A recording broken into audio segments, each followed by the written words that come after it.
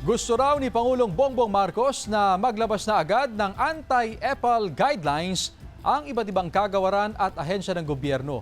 Sabi ng Malacanang, ito'y para hindi magamit sa politika ang mga proyektong galing sa pondo ng bayan. Alinsunod sa 2026 General Appropriations Act.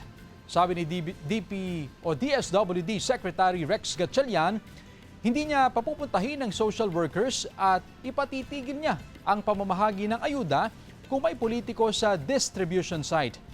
Binigyang diin naman ni DILG Secretary John Vic Remulla ang kasama sa mga bawal, tulad ng paglalagay ng larawan, pangalan o logo ng mga politiko sa mga proyekto ng gobyerno.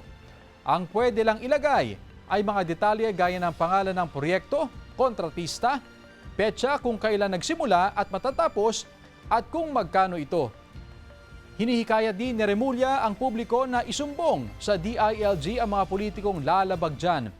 Maaari daw masuspinde o maharap sa reklamo sa ombudsman ang mga politikong gagawa niyan.